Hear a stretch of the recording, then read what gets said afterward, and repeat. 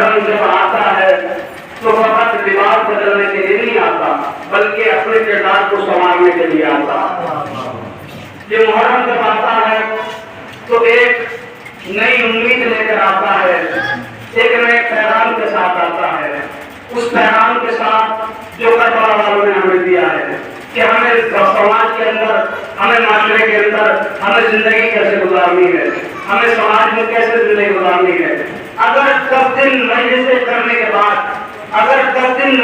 کرنے کے بعد ہمارے اندر کوئی تبدیلی نہیں آتی تو اس کا مطلب یہ ہے نہ ہم سے مصطفیٰ راضی، نہ ہم سے مرتضیٰ راضی، نہ ہم سے فاطمہ راضی، نہ ہم سے حسن مصطفیٰ راضی، نہ ہم سے حسین شہید کربلا راضی۔ کیا مطلب یہ ہے کہ اگر 10 دن تم لوگوں نے 10 دن تک میرے سے حسین کربلا کی اور تمہارے اندر تبدیلی آئی، تم نے اپنے کردار کو سنبھالا، تم نے اپنے کردار کو اچھا بنایا، تم نے اپنے کردار کو بلندی تک پہنچایا، تو اب تم سے مصطفیٰ بھی راضی، اب تم سے مرتضیٰ بھی راضی، اب تم سے فاطمہ بھی راضی، اب تم سے حسن بھی راضی، اب تم سے حسین بھی راضی۔ سوال پڑھو محمد کو آ رہے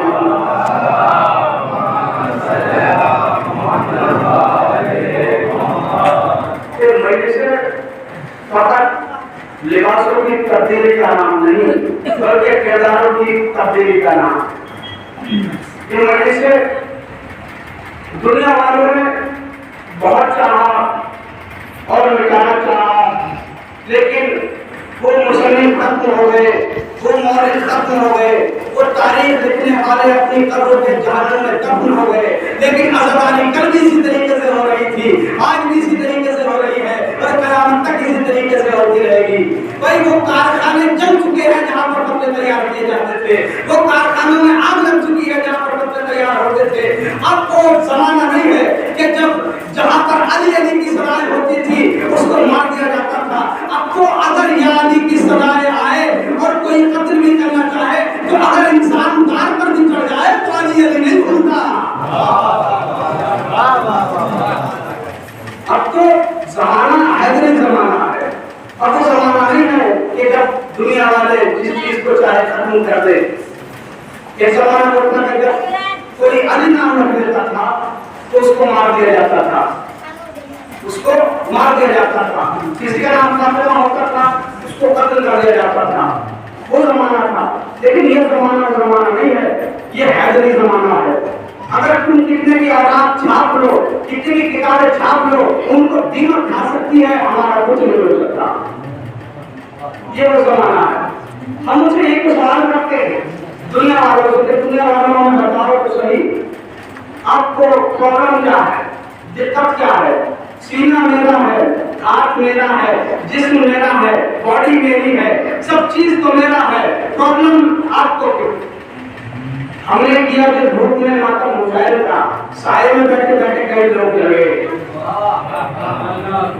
تو ہم تو سے یہ سوال کرتے ہیں نا، دنیا والے بار بار ہم سے سوال کرتے رہتے ہو، ہزاروں جوابات ہمارے علماء کرام کو دیتے رہتے ہیں۔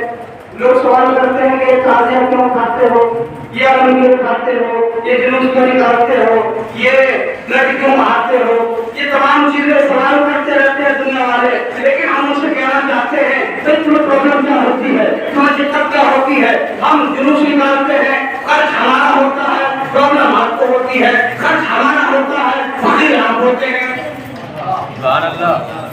خرچ ہمارا ہوتا ہے، دولت ہماری خرچ ہوتی ہے، فقیر آپ ہوتے ہیں۔ بھائی پتہ چلا کہ دنیا والوں کو پرابلم کیا ہے؟ کہیں ایسا تو نہیں ہے کہ اس ممبر کو دیکھ کر غدیر یاد آتا ہے، اس رنگ کو دیکھ کر خیبر یاد آتا ہے۔ واہ واہ واہ سبحان اللہ۔ سلام پہ مجھے محمد وعلیہ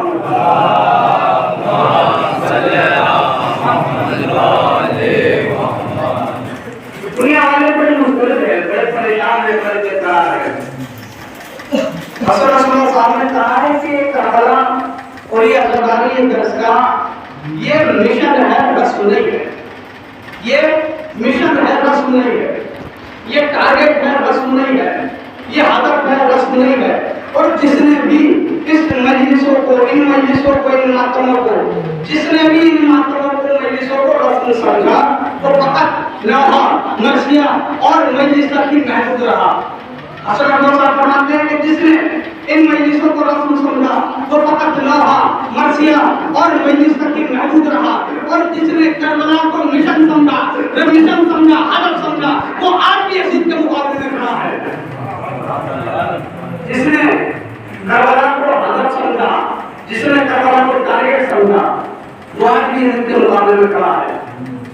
اور آپ کو دوسرا بیان یہ ہے کہ اگر حسین کی راہ پر چلتے ہوئے میرے جسم کو قتل کر دیا جائے، اگر حسین کی راہ پر چلتے ہوئے میرے جسم کو قتل کر دیا جائے، پھر اس کے بعد میری باڈی کو جلا دیا جائے، پھر اس رات کو اڑا دیا جائے اور پھر پانی میں بہا دیا جائے، میں تب بھی حسین کی راہ نہیں چھوڑ سکتا، میں تب بھی لبیک یا حسین کہنا نہیں چھوڑ سکتا، کیونکہ لبیک یا حسین کہنا ہماری بقا ہے، یہ لبیک یا حسین کہنا ہماری حیات ہے، یہ لبیک یا حسین کہنا ہماری زندگی ہے، یہ لبیک یا حسین کہنا ہمارے